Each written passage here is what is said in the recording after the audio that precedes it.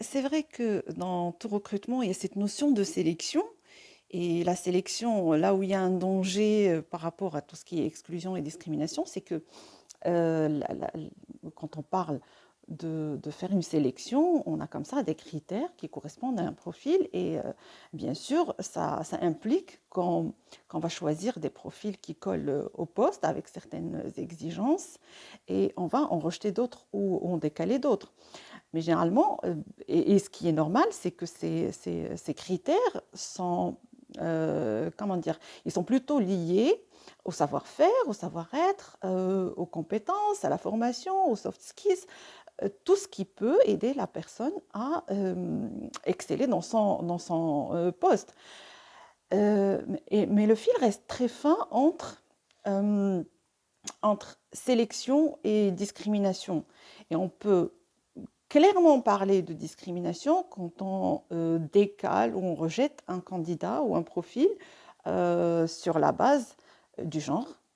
Et là, ça ne correspond pas seulement ou uniquement aux femmes, parce qu'il y a des postes où on ne choisit pas les hommes, et quand par exemple dans les médias, il y a d'autres domaines aussi, dans le paramédical, où on choisit plus de profils féminins que de profils masculins. Et donc ça implique les deux, contrairement à ce qu'on peut croire.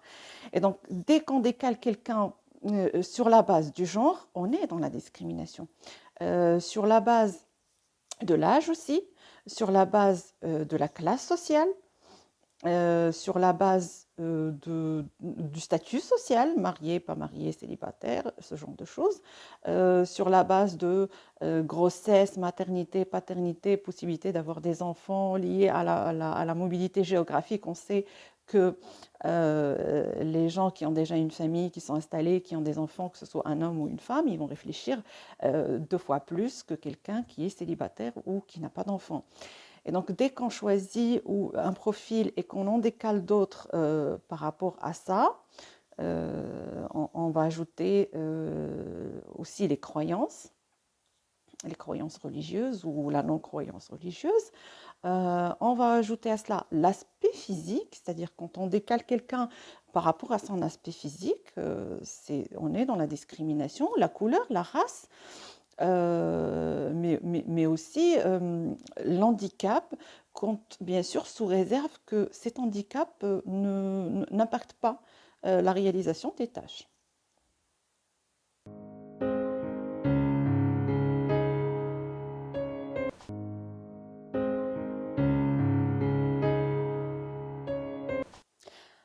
Plusieurs études et plusieurs recherches à ce niveau-là, au niveau, on va dire, du comportement organisationnel et de la psychologie sociale, ont révélé ou ont observé une sorte de mutation sociale ou une mutation comportementale qui est liée à l'explosion des réseaux sociaux. Et donc, il y a déjà une dizaine d'années, les experts ont tiré un peu la sonnette d'alarme en disant voilà, donc il y avait déjà une sorte de discrimination existante, mais c'était au niveau de la discrimination ou l'exclusion sur la base du genre, quand c'est lié au sexe du candidat féminin-masculin. Il y avait aussi l'exclusion sur la base de la classe sociale, par exemple, quand il y avait sur le CV une adresse affichée ou qui indiquait un quartier populaire ou un nom de famille un peu méconnu. Il y avait aussi la discrimination et les recruteurs n'avaient aucune honte à afficher comme ça dans les annonces de candidature qui cherchaient des candidats précis qui viennent de certaines écoles euh, connues. Donc là déjà, il y avait de la discrimination. Il y avait aussi de la discrimination par rapport à la tenue vestimentaire et à pas mal de choses. Donc, il y avait déjà une sorte de discrimination qui existait et les experts tiraient la sonnette d'alarme par rapport à l'égalité des chances et c'était moins féroce qu'aujourd'hui. Alors, depuis l'explosion des réseaux sociaux, on a on va dire deux mutations comportementales qui se sont exercées sur la société. Et la première, c'est déjà le culte de l'image et le diktat de la perfection. Et donc, on traite les gens comme si, comme s'ils étaient sur les réseaux sociaux et on est à la recherche de la perfection. Là, les gens s'exposent en essayant d'améliorer leur image, en retouchant ce qui peut être retouché. Et donc, ça a développé une sorte de culte de l'image. Mais ça va plus loin. On a même développé un comportement qu'on a transféré dans notre comportement sur le virtuel, dans le sens où on n'a pas de limite par rapport à ce qui est privé ou est personnel et ce qui ne l'est pas. C'est-à-dire les gens exposent leur vie sur les réseaux sociaux ou dans le virtuel, et on peut s'autoriser à commenter des choses qu'on ne devrait pas commenter normalement. Et là, plus grave, on le fait dans la réalité, pas uniquement dans le virtuel. Il y a aussi le fait que on trouve normal de traiter les gens comme si on distribuait des likes et des dislikes et ce genre d'interaction virtuelle. On a fait le transfert et on commence à se comporter de la même manière dans la vie réelle, ce qui est assez hallucinant et dangereux. Parce que là, on est parti plus loin dans la discrimination et dans l'exclusion. Et on peut rejeter un profil sur la base de son aspect physique, parce qu'il a une calvitie, parce qu'il est légèrement en surpoids, parce que sa dentition n'est pas parfaite avec les smiles qu'on a développés, parce que sa tenue n'est pas griffée comme on voit sur certains réseaux sociaux. Et donc, ça part vraiment très loin dans un comportement qui est totalement dans l'exclusion et dans la discrimination claire et définitive.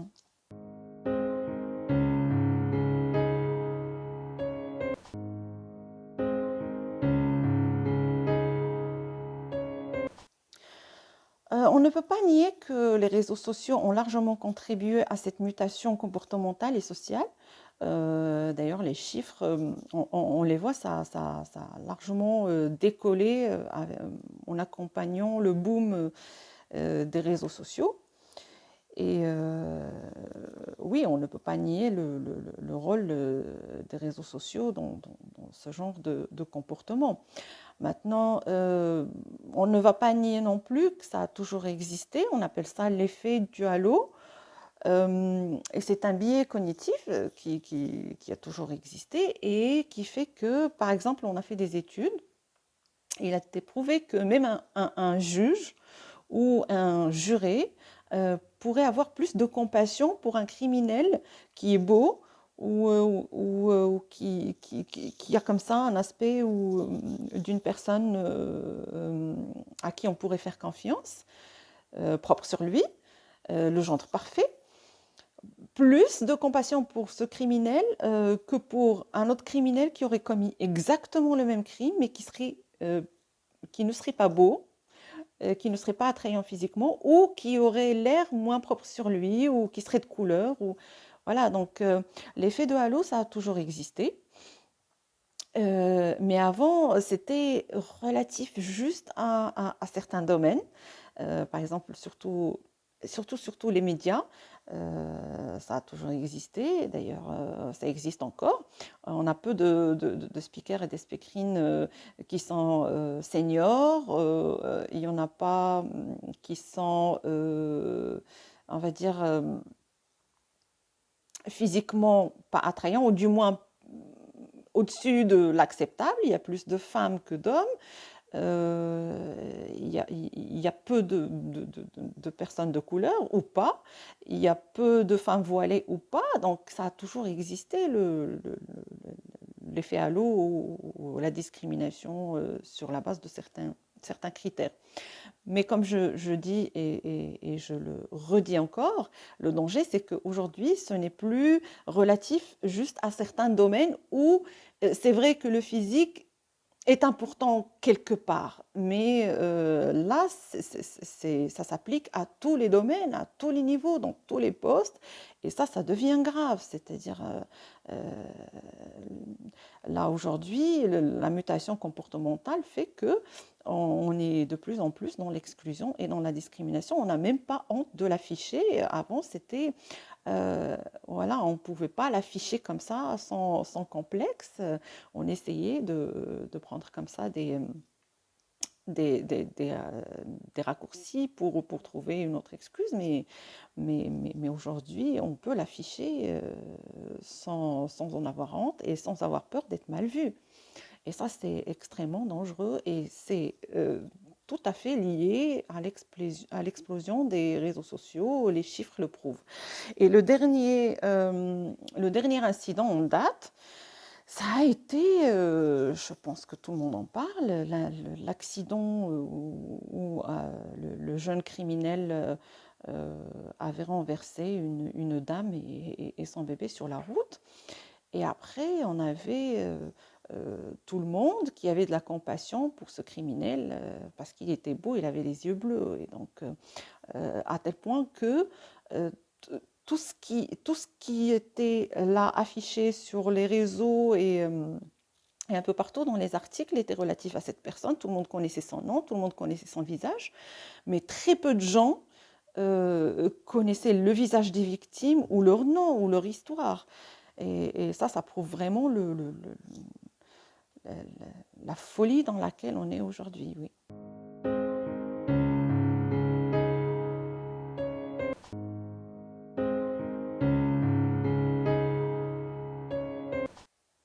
Alors heureusement que ce dysfonctionnement est bien sûr juste un résultat ou une conséquence de la surexposition aux réseaux sociaux. Mais la vie, elle est bien faite. Et donc, plusieurs experts ont constaté un avant et un après la crise sanitaire et pandémique que l'on traverse aujourd'hui.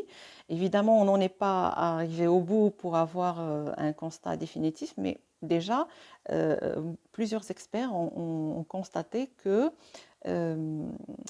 il y a eu aussi une mutation, on est devenu un peu plus humain, on va dire. On s'est rendu compte qu'on est tous égaux devant l'impuissance, devant les drames, on est tous égaux. Et ça a permis aux gens de se souder un peu plus. Et donc, il y a eu un avant et un après. Il y aura un avant et un après la crise sanitaire mondiale. Sauf que là, on n'a pas encore tous les résultats. C'est vrai qu'à travers le télétravail et la transformation qu'on a vécue dans l'environnement professionnel, on a constaté aussi que les échanges sont beaucoup moins formels, ça se passe sur le virtuel. Et ça permet des échanges comme ça, beaucoup plus humains, beaucoup plus chaleureux avec les collègues, avec les clients. Et il y a moins de formalités, on va dire. Et il y a eu une sorte de rapprochement comme ça qui permet de souder les liens. Plusieurs experts parlent aussi d'une évolution prochaine dans une dizaine, quinzaine d'années où on passerait carrément à tout ce qui est virtuel. Et donc, dans leurs études prévisionnelles, ils pensent que dans une dizaine ou une quinzaine d'années, on va plus orienter tout ce qui est domaine professionnel vers le virtuel. Donc, il y aura beaucoup plus de virtuel que d'échanges réels. Et les plus futuristes, on va dire, sont déjà sur des expériences concluantes et ils prévoient que dans 25 jusqu'à 30 ans, il y aurait plusieurs technologies comme le VR, la réalité virtuelle, le AR, la réalité augmentée, la mixed reality, c'est des technologies comme ça et qui permettent de transformer l'environnement et de travail en environnement virtuel. Et il y a eu plusieurs expériences et plusieurs recherches. Et beaucoup prédisent que c'est ça l'avenir et que le professionnel, l'environnement professionnel et même le domaine éducatif et tout ce qui est enseignement, ça va évoluer vers ça.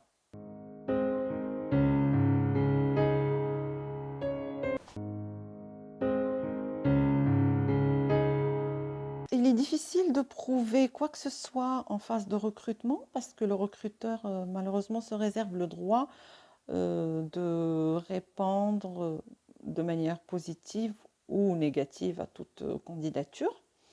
Et donc, il est difficile de prouver qu'on a été victime de discrimination ou d'exclusion.